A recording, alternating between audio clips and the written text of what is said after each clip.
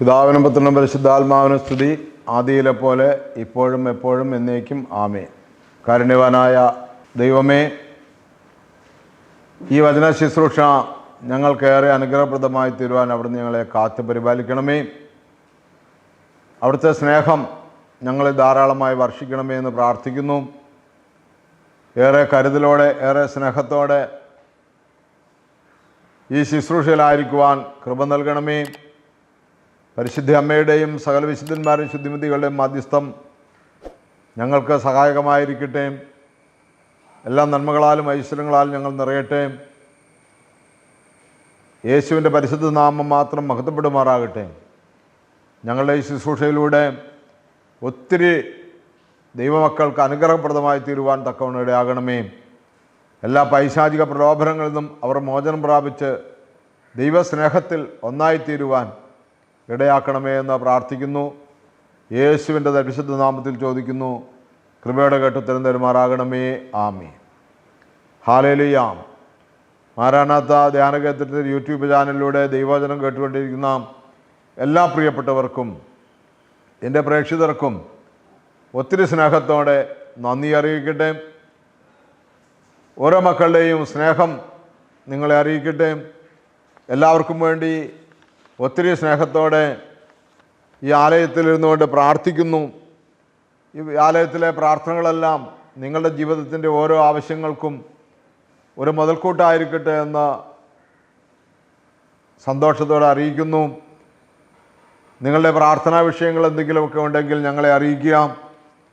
ഇവിടുത്തെ പ്രാർത്ഥനയുടെ ഒരു പ്രത്യേകത, ആരോരുമില്ലാത്ത അനാഥരെന്ന് ലോകം മുദ്രകുത്തിയ മാനസിക വൈകല്യമുള്ളവർ അതിൽ നിന്നെല്ലാം സുഖം പ്രാപിച്ച് ഇവിടെ ഇരുന്നുകൊണ്ട് ദൈവസന്നിധിയിൽ പ്രാർത്ഥിക്കുന്നവരാണവർ. ദരിദ്രൻ്റെ യാചന, ദരിദ്രൻ്റെ നിലവിളി ദൈവസന്നിധിയിൽ എത്തുമല്ലോ. ദരിദ്രൻ അവിടുന്ന് ഏറെ ബഹുമാനിക്കുന്ന, ഏറെ സ്നേഹിക്കുന്ന കൂട്ടരാണല്ലോ. ഇവിടെ നമുക്ക് പ്രാർത്ഥനയോടെ ഓർക്കാം. നമ്മൾ ഇപ്പോൾ ചിന്തിച്ചു വരുന്നത് സാത്താൻ അല്ലെങ്കിൽ പിശാച് ആരെന്നാണ്.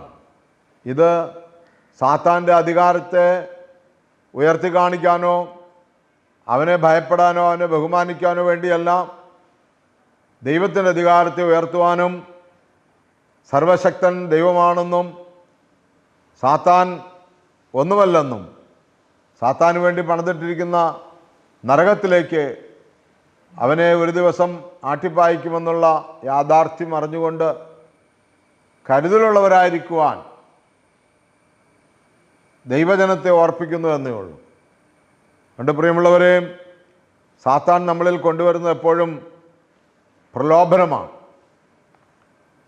നമുക്ക്, ഞാൻ നേരത്തെ സൂചിപ്പിച്ചതുപോലെ, നമുക്ക് ആവശ്യമില്ലാത്ത കാര്യങ്ങൾ പോലും ആവശ്യമുണ്ടെന്ന് നമ്മളെ പഠിപ്പിക്കുകയാണ്, അല്ലെങ്കിൽ നമ്മളെ പ്രേരിപ്പിക്കുകയാണ്. അതിൻ്റെ ഉദാഹരണമായിട്ട് നമ്മൾ പറഞ്ഞാൽ, മനുഷ്യൻ്റെ ജീവിതത്തിൽ ഇപ്പോൾ ഉൽപ്പത്തി പുസ്തകം 3-ാം അധ്യായത്തിൽ നമ്മൾ വായിക്കുമ്പോൾ എങ്ങനെയാണ് ആവശ്യമില്ലാത്തൊരു കാര്യം ഈ സാത്താൻ വന്നിട്ട് ഹവ്വായോട് സംസാരിക്കുകയാണ്. ഹവ്വായ്ക്ക് അത് ഒരിക്കലും അതിൻ്റെ ആവശ്യമില്ല. ആവശ്യമുണ്ടായിരുന്നുവെങ്കിൽ ദൈവം അനുവദിക്കുമായിരുന്നു. ആവശ്യമുണ്ടായിരുന്നുവെങ്കിൽ ദൈവം അത് അവർക്ക് കൊടുക്കുമായിരുന്നു. അത്ര സ്നേഹമാണ് ദൈവത്തിന്. തൻ്റെ ഏകജാതനെ നൽകാൻ തക്കവണ്ണം ലോകത്തെ അത്രമാത്രം സ്നേഹിച്ചു. തൻ്റെ ഏകജാതനെ നൽകാൻ മടി കാണിക്കാത്തവൻ ബാക്കിയുള്ളത് തരാതിരിക്കുമോ എന്ന അപ്പോസ്തലൻ്റെ ചോദ്യമൊക്കെ നമ്മുടെ ഉള്ളിൽ എപ്പോഴും ഉണ്ടായിരിക്കണം. ഈ പഴം അവർക്ക് ആവശ്യമായിരുന്നുവെങ്കിൽ പ്രിയമുള്ളവരെ, ദൈവം തന്നെ അതിനെ അനുവദിക്കുമായിരുന്നു. പക്ഷേ അവർക്ക് ദൈവത്തെക്കുറിച്ചുള്ള അറിവിനേക്കാൾ കൂടുതൽ ഈ സാത്താൻ്റെ ആ പ്രലോഭനം, ആ വാക്കുകൾ അവർ ശ്രദ്ധിച്ചു പോയി. അതുകൊണ്ട് പ്രിയമുള്ളവരെ, നാം ഈ പ്രലോഭനത്തിൽ മുഴുകാതെ, പ്രലോഭനത്തിൽ പെട്ടുപോകാതെ ദൈവത്തെക്കുറിച്ച് കൂടുതൽ അറിയുക എന്നുള്ളതിന് വേണ്ടിയാണ് ഈ ശുശ്രൂഷ. ഇവിടെ ഹവ്വ എന്ന് പറയുന്ന ആദ്യ മനുഷ്യ സ്ത്രീയിലേക്ക് സാത്താൻ വരികയാണ്. എന്താണ് ചോദിക്കുന്നതെന്ന് അറിയാമോ? തോട്ടത്തിലെ ഒരു വൃക്ഷത്തിൻ്റെയും ഫലം തിന്നരുതെന്ന് ദൈവം കൽപ്പിച്ചിട്ടുണ്ടോ? ഒരു പാമ്പിൻ്റെ വേഷത്തിലാണ് വരുന്നത്. ദൈവമായ കർത്താവ് സൃഷ്ടിച്ച എല്ലാ വന്യജീവികളിലും വെച്ച് കൗശലമേറിയതായിരുന്നു സർപ്പം. അതുകൊണ്ടാണ് പിശാചിനെ സർപ്പം എന്നൊക്കെ വിളിക്കുന്നത്. നമ്മളും ആ പിശാചിൻ്റെ സ്വഭാവം കാണിച്ച് നമ്മളെ അങ്ങനെ വിളിക്കുന്നത്. യേശു തന്നെ അങ്ങനെ വിളിച്ചിട്ടുണ്ടല്ലോ. നിങ്ങൾ അബ്രാഹത്തിൻ്റെ മക്കളെല്ലാം, നിങ്ങൾ പിശാചെന്ന പിതാവിൻ്റെ മക്കളാണെന്ന്. ആ സ്വഭാവത്തിനനുസരിച്ചാണ് വിളി വരുന്നത്. അതുകൊണ്ട് വളരെ ലളിതമായ ഭാഷയിൽ വളരെ നിർമ്മലതയോടുകൂടിയാണ് ചോദിക്കുന്നത്. കുശലം ചോദിക്കുന്ന പോലെ, ഒരു സൗഹൃദ സംഭാഷണത്തിൽ ഏർപ്പെടുന്നത് പോലെ. അതുകൊണ്ട് ഈ സൗഹൃദ സംഭാഷണങ്ങളൊക്കെ, ഈ കൂട്ടുകൂടലൊക്കെ നമ്മളെ എങ്ങോട്ട് എത്തിക്കുമെന്ന് പരിശോധിച്ചിട്ട് വേണം നാം ആളുകളൊക്കെ ആയിട്ട് കൂട്ടുകൂടുമ്പോഴും ഒക്കെ ശ്രദ്ധിക്കേണ്ടത്. ഈ സൃഷ്ടപ്രപഞ്ചത്തോട് നമ്മൾ കൂട്ടുകൂടുമ്പോൾ ആ കൂട്ടുകെട്ടിൽ അതിൻ്റെ ഇടയിലുള്ള വ്യക്തിയെ ഒന്ന് പരിശോധിച്ചിരിക്കേണ്ടത് നല്ലതാണ്.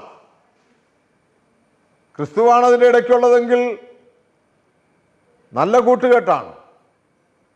മറിച്ച് സാത്താൻ്റെ ഉപദേശമാണ് വരുന്നതെങ്കിൽ, നല്ലതെന്ന് പറഞ്ഞ് തുടങ്ങുന്നതെങ്കിൽ, ഒരിക്കലൊരു മനുഷ്യൻ എന്നോട് പറഞ്ഞത് ഇങ്ങനെ ഞാൻ ഓർക്കുന്നു. ഒരു ചെറുപ്പക്കാരന് അയാൾക്ക് ഉറക്കം വരുന്നില്ല. ഒരു മരണ വീട്ടിൽ പോയി ഒരു പ്രത്യേക സാഹചര്യത്തിൽ അയാൾക്ക് എന്തോ ഉൾഭയം തോന്നി, അയാൾക്ക് ഉറക്കം വരുന്നില്ല.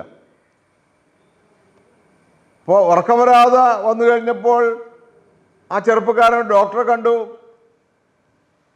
ഉറങ്ങാനുള്ള ഒരു ഗുളികയൊക്കെ മേടിച്ച് കഴിച്ചുവെങ്കിലും അത് അദ്ദേഹത്തിൻ്റെ സഹോദരനുമായിട്ട് പങ്കുവച്ചപ്പോൾ സഹോദരൻ പറഞ്ഞു കൊടുത്തു എന്നാണ് പറയുന്നത്, വൈകുന്നേരം ആകുമ്പോൾ ഒരു കുപ്പി കള്ള് മേടിച്ച് നീ കുടിച്ചാൽ മതി, 2-3 ദിവസം അത് കുടിച്ചാൽ അതിൻ്റെ ലഹരിയിൽ നീ അങ്ങ് ഉറങ്ങിക്കോളും, പിന്നെ നീ കുടിക്കൊന്നും വേണ്ട എന്ന് പറഞ്ഞു കൊടുത്തു സ്വന്തം ചേട്ടൻ. അത് നല്ലൊരു ഐഡിയ ആണെന്ന് തോന്നി അങ്ങനെ കുടിച്ചു എന്നാണ് പറയുന്നത്. പിന്നെ കുടിച്ച് എന്ത് പ്രശ്നമുണ്ടായാലും, മനസ്സിന് ഭാരം വരുന്ന എന്ത് പ്രശ്നമുണ്ടായാലും അപ്പം അങ്ങ് കുടിക്കും. അങ്ങനെ 10-21 വയസ്സായപ്പോഴത്തേക്കും ഒരു കുടിയനായി മാറി. പ്രിയമുള്ളവരെ, അതുകൊണ്ട് ഉപദേശം സഹോദരനാണ് തന്നത്. പക്ഷേ 1-2 ദിവസത്തേക്ക് അല്ലെങ്കിൽ 4-5 വർഷത്തേക്ക് ആ ഉപദേശം നിനക്ക് നല്ലതായിരുന്നു കാണും. പക്ഷെ അനന്തരഭാവിയിൽ നല്ല തണുപ്പുള്ളപ്പോൾ ഒരു പുകയെടുക്കാൻ നിന്നോട് പറഞ്ഞിട്ടുണ്ടാകാം, അല്ലെങ്കിൽ ഒരു സിഗരറ്റ് വലിച്ചാൽ നല്ലതാണെന്ന് പറഞ്ഞിട്ടുണ്ടാകാം. ഇതൊക്കെ ഇപ്പോൾ വലിക്കാത്തവരാരെങ്കിലും ഉണ്ടോ എന്ന് ചോദിച്ചിട്ടുണ്ടാകാം. കുടിക്കാത്തവരിപ്പോൾ ആരാ ഉള്ളത്?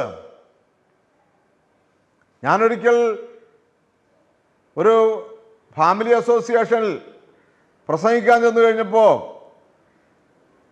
മദ്യപാനത്തിൻ്റെ ദൂഷ്യവശങ്ങളെക്കുറിച്ച്, അത് കുടുംബജീവിതത്തിലുണ്ടാകുന്ന ബുദ്ധിമുട്ടുകളെക്കുറിച്ച് പ്രസംഗിച്ചു. പ്രസംഗം കഴിഞ്ഞപ്പോൾ വലിയ പേരെടുത്ത ഒരു കുടുംബയോഗമാണ്. അതിൽ പേരെടുത്ത അദ്ദേഹം എന്നെ ചെല്ലുമ്പോൾ പരിചയപ്പെട്ടപ്പോൾ അദ്ദേഹത്തിൻ്റെ ഏറ്റവും അടുത്തവരൊക്കെ സഭയിൽ വലിയ വലിയ ആളുകളൊക്കെ ഉണ്ടെന്ന് പറഞ്ഞതാണ്. പ്രസംഗം കഴിഞ്ഞ് പുറത്തിറങ്ങി ഞങ്ങൾ ഭക്ഷണം കഴിക്കാനിരിക്കുമ്പോൾ അദ്ദേഹം പറഞ്ഞു, നല്ല ഒരു പ്രസംഗമായിരുന്നു, പക്ഷേ ഈ മദ്യപാനത്തെക്കുറിച്ചൊന്നും ഇപ്പോഴത്തെ കാലത്ത് അങ്ങനെ പ്രസംഗിച്ചിട്ട് അതിന് വലിയ പ്രസക്തിയൊന്നുമില്ല. എല്ലായിടത്തും എല്ലാവരുടെ ഇടയിലും ഇതിപ്പോൾ ധാരാളമായി. ഇത് ഇപ്പോൾ ഇല്ലാത്തിടത്താണ് അതിൻ്റെ മോശം. എന്നിട്ട് അദ്ദേഹം എന്നോട് പറഞ്ഞു, ഞങ്ങളൊക്കെ ഒരു ഫംഗ്ഷന് ഞങ്ങളുടെ സ്വന്തപ്പെട്ടവരോ കൂട്ടുകാരോ വീട്ടിൻ്റെ ആവശ്യത്തിന് വിളിക്കുമ്പോൾ മുമ്പ് പോയി വന്നവരോട് ഇടയ്ക്ക് വെച്ച് കാണുമ്പോൾ എങ്ങനെയുണ്ടെന്ന് ചോദിക്കും. എങ്ങനെയുണ്ടെന്ന് ചോദിക്കുന്നത് അവിടെ മദ്യമുണ്ടോ എന്ന് ചോദിക്കും ആദ്യമൊക്കെ. ഇപ്പോൾ അങ്ങനെയല്ലെന്ന് അദ്ദേഹം പറയുന്നത്. ഇപ്പോൾ അവിടെ എന്തായാലും മദ്യം കാണും. ഇപ്പോഴത്തെ ചോദ്യം എന്താണെന്ന് ചോദിച്ചാൽ, ക്വാളിറ്റിയുള്ള സാധനമാണോ കൊടുക്കുന്നത്? അത്രമാത്രം ഡെവലപ്പ് ചെയ്തു എന്നാണ് പറയുന്നത്. ആ അപ്പച്ചൻ എന്നോട് പറഞ്ഞ് ഈ സൽക്കാര വീടുകളിൽ മദ്യം വിളമ്പുന്നതിന് അത്രമാത്രം ഉയർച്ചയുണ്ടായി. അപ്പോൾ അതൊരു ഫാഷനായി, അതെല്ലായിടത്തും നടക്കുന്ന ഒരു സംഭവമായി മാറിക്കഴിഞ്ഞു. അതുകൊണ്ട് ഇനി അതേക്കുറിച്ച് ഒരുപാട് പ്രസംഗിച്ചിട്ട് ചുമ്മാ ഈ പെണ്ണുങ്ങളൊക്കെ കേട്ട് വീട്ടിൽ വന്ന് ഈ ആണുങ്ങളോട് ബഹളം ഉണ്ടാക്കാമെന്നുള്ളതല്ലാതെ ഒരു പ്രയോജനവും ഇപ്പോഴത്തെ പ്രസംഗം കൊണ്ടില്ല എന്ന് ആ അപ്പച്ചൻ എന്നോട് പറഞ്ഞു. എനിക്കത് കേട്ടപ്പോൾ ഭയങ്കരമായിട്ടുള്ള സങ്കടവും തോന്നി. സങ്കടം തോന്നാൻ കാരണം, ഈ സഭയിലെ ഏറ്റവും ഉന്നത സ്ഥാനത്തിരിക്കുന്ന ഒരാളുടെ സ്വന്തപ്പെട്ട ആളാണെന്ന് പറഞ്ഞിട്ടാണ് എന്നെ പരിചയപ്പെട്ടത്.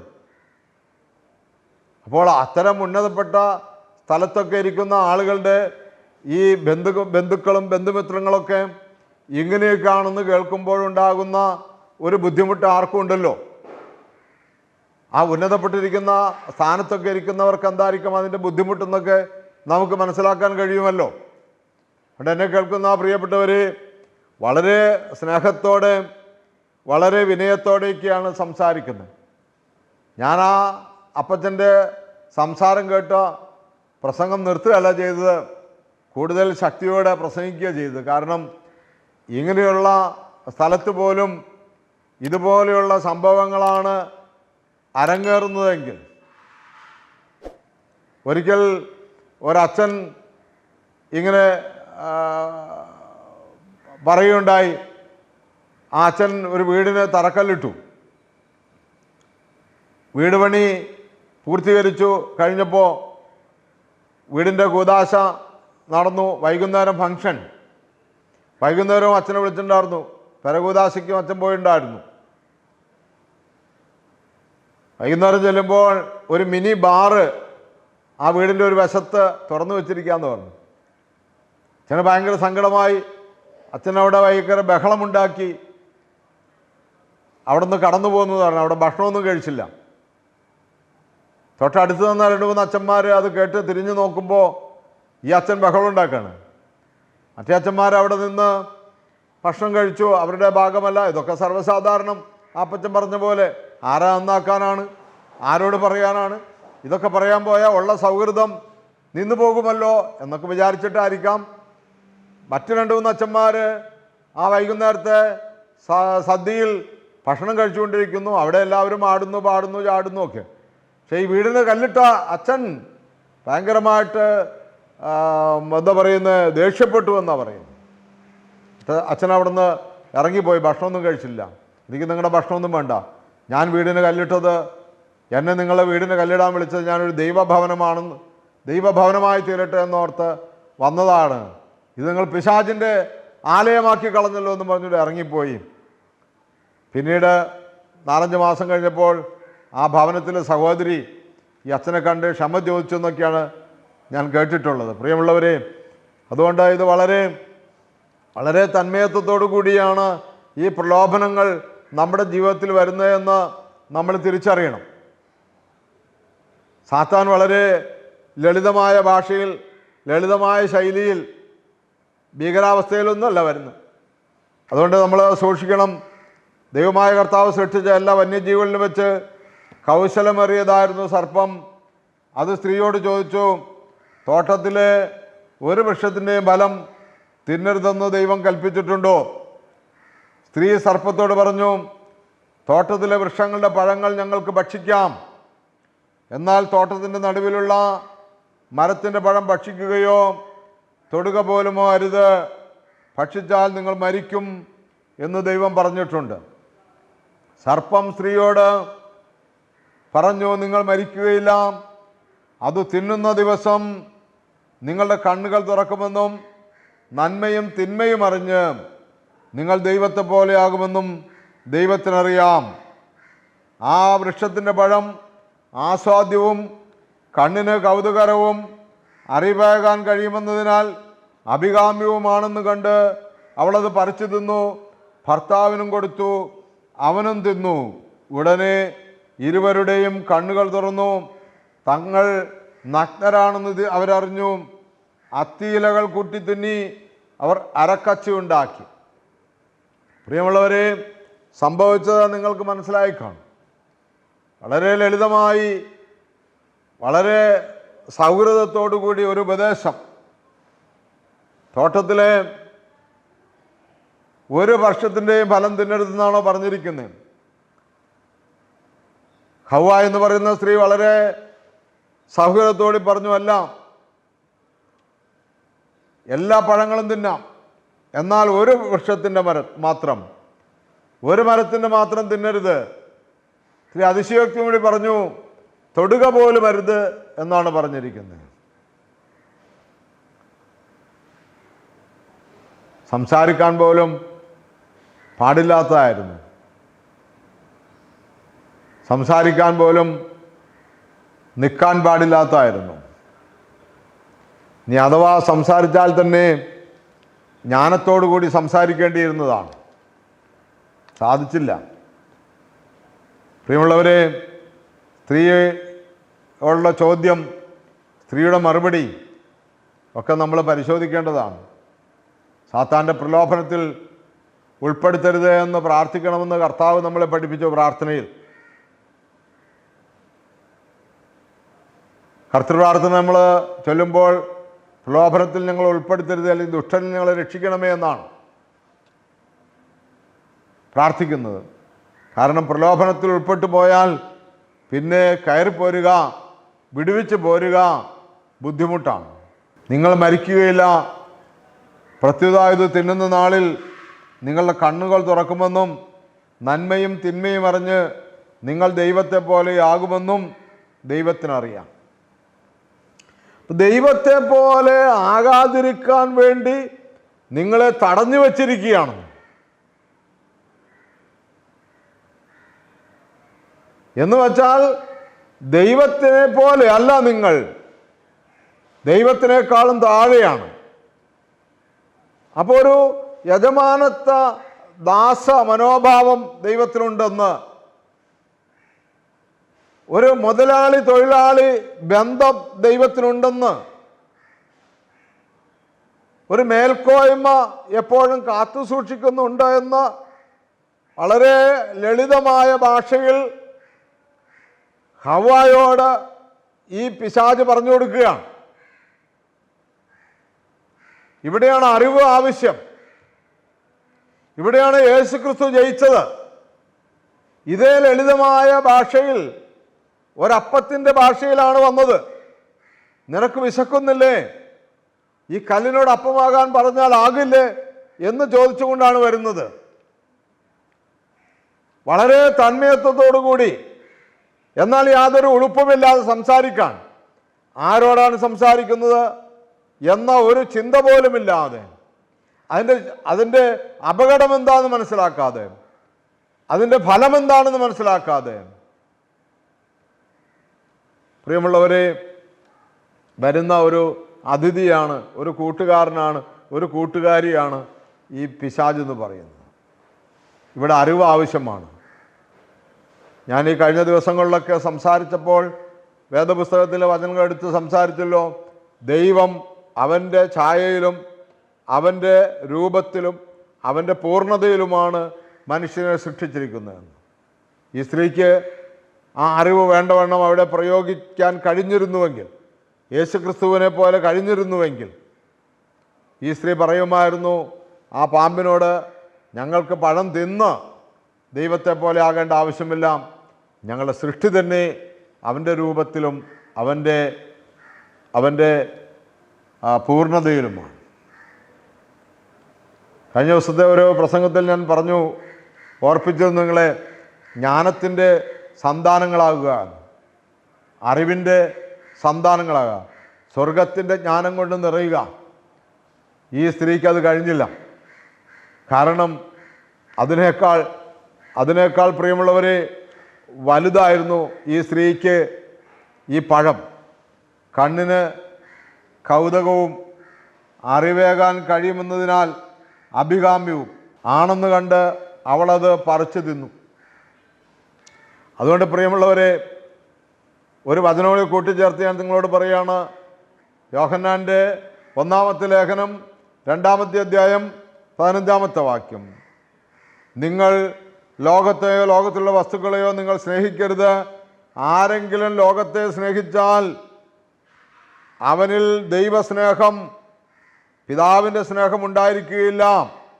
എന്തെന്നാൽ ജഡത്തിൻ്റെ ദുരാശ, കണ്ണുകളുടെ ദുരാശ, ജീവിതത്തിൻ്റെ അഹന്ത, ഇങ്ങനെ ലോകത്തിലുള്ളതൊന്നും പിതാവിൻ്റേതല്ല, പ്രത്യുത ലോകത്തിൻ്റേതാണ്. ലോകവും അതിൻ്റെ മോഹങ്ങളും കടന്നു പോകുന്നു. ദൈവഹിതം പ്രവർത്തിക്കുന്നവനാകട്ടെ എന്നേക്കും നിലനിൽക്കുന്നു. Hallelujah, hallelujah. പ്രിയമുള്ളവരെ, അതുകൊണ്ട് മോഹം, ലോകത്തിലുള്ള വസ്തുക്കളോടുള്ള മോഹം സാത്താൻ തരുന്നതാണെന്നുള്ള തിരിച്ചറിവ് നമുക്കുണ്ടായിരിക്കണം. കണ്ണിൻ്റെ ദുരാശ, മാംസത്തിൻ്റെ ദുരാശ, ജീവിതത്തിൻ്റെ അഹന്ത, ഇത് പിതാവിൽ നിന്നുള്ളതല്ല, ഇത് ലോകത്തിൻ്റെതാണ്. ഇവിടെ പ്രിയമുള്ളവരെ, വൃക്ഷത്തിൻ്റെ ഫലം തിന്നരുത് ദൈവം കൽപ്പിച്ചിട്ടുണ്ടോ? തൊടുക പോലും അരുത് എന്ന് പറഞ്ഞിരിക്കുന്നു. സർപ്പം സ്ത്രീയോട് പറഞ്ഞു, മരിക്കുകയല്ല, തിന്നുന്ന ദിവസം നിങ്ങളുടെ കണ്ണുകൾ തുറക്കുമെന്നും നന്മയും തിന്മയും അറിഞ്ഞ് നിങ്ങൾ ദൈവത്തെ പോലെ ആകുമെന്നും ദൈവത്തിന് അറിയാം. Hallelujah, hallelujah. പ്രിയമുള്ളവരെ, അവർ ആ പഴം പറിച്ചു കൊടുത്തു. അവർ തിന്നു കഴിഞ്ഞപ്പോൾ എന്ത് സംഭവിച്ചു? തിന്നുന്ന ദിവസം ദൈവം പറഞ്ഞത് സംഭവിച്ചു, മരിക്കും, പാപമരണം സംഭവിച്ചു.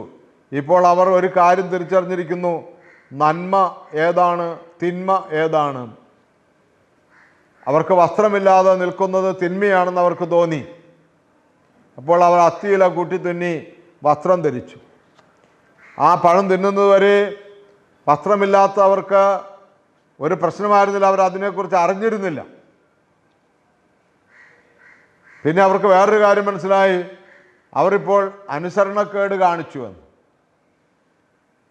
അപ്പോൾ എന്നെ കേൾക്കുന്ന പ്രിയപ്പെട്ടവരെ, നാം തന്നെ നന്മയും തിന്മയും തിരിച്ചറിയുമ്പോൾ അതിനകത്ത് ഒരുപാട് അപകടങ്ങളുണ്ട്. ദൈവത്തെ കൂടാതെ ഒരിക്കലും നന്മയും തിന്മയും തിരിച്ചറിയരുത്. അതിനുവേണ്ടിയാണ് ആ പഴം തിന്നരുത് ദൈവം വിലക്കിയിരുന്നത്. ദൈവമാണ് നന്മ ഏതാണെന്നും തിന്മ ഏതാണെന്നും നമുക്ക് മനസ്സിലാക്കി തരുന്നത്, പറഞ്ഞു തരുന്നത്. നീ ഇടത്തോട്ടോ വലത്തോട്ടോ തിരിയുമ്പോൾ പിന്നിൽ നിന്നൊരു സ്വരം കേൾക്കും, ഇതാണ് വഴി, ഇതിലെ പോവുക. യേശുക്രിസ്തു പറഞ്ഞു, ഞാൻ നല്ല ഇടയനാണ്, ഞാൻ ആടുകളുടെ വാതിലാണ്. ആടുകൾ ഇടയൻ്റെ സ്വരം തിരിച്ചറിയുന്നു. ഇടയൻ ചെന്നാണ് വാതിൽ തുറക്കുന്നത്.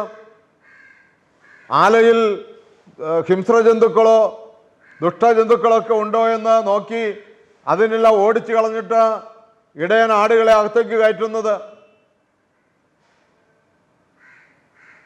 ദുഷ്ടൻ ഇടയ്ക്കൊന്ന് കയറി വരും, യഥാർത്ഥ വാതിലില്ലാത്തൂടെ പിൻപുറത്തൂടെ വരും. അതുകൊണ്ട് ഇതൊക്കെ അറിയാവുന്ന ഒരേ ഒരാൾ ഇടയനാണ്. ആടിനത്രയും ബോധമില്ല, ആടിനത്രയും വെളിവില്ല, ആടിന് വേണ്ട ജ്ഞാനമില്ല, ആടിന് വേണ്ട പക്വതയില്ല. എന്നാൽ ഇടയനൊന്നറിയാം. അതുകൊണ്ട് ഇടയൻ മുമ്പ് പോകുന്നു, ഇടയൻ വാതിൽ തുറക്കുന്നു. ആലയ്ക്കകത്തുള്ള എല്ലാ തിന്മ ദുഷ്ടശക്തികളെയും ഇല്ലായ്മ ചെയ്തിട്ട് ആടുകളെ ആലയ്ക്കകത്ത് കയറ്റുന്നു. ഞാൻ നല്ല ഇടയനാണ്, യേശു പറഞ്ഞു. അതുകൊണ്ട് എല്ലാ ഉപദേശങ്ങളും എല്ലാം നല്ലതാണെന്നുള്ള ധാരണയിൽ സ്വീകരിക്കാൻ പ്രിയമുള്ളവരെ ഇടയാകാതിരിക്കട്ടെ എന്ന് നമുക്ക് പ്രാർത്ഥിക്കാം. ദൈവം നമ്മോട് കൂടെ ഉണ്ടായിരിക്കട്ടെ. നമുക്ക് ഈ വചന ശുശ്രൂഷ ഇപ്പോൾ ഇവിടെ നമ്മൾ നിർത്തുമ്പോൾ നമുക്ക് പ്രാർത്ഥനയോടുകൂടെ മുന്നോട്ട് പോകാം. ദൈവം സർവശക്തനായ ദൈവം എല്ലാ നൽവരങ്ങളും എല്ലാ അനുഗ്രഹങ്ങളും നമ്മളെ നിറയ്ക്കട്ടെ. യഥാർത്ഥമായ ജ്ഞാനവും അത് തക്ക സമയത്ത് പ്രയോഗിക്കുവാനുള്ള തിരിച്ചറിവും നൽകി അനുഗ്രഹിക്കട്ടെ എന്ന് പ്രാർത്ഥിക്കുന്നു. യേശുവിൻ്റെ നാമത്തിൽ ചോദിക്കുന്നു. കൃപയോടെ കേട്ടുത്തരം തരുമാറാകണമേ. ആമീൻ.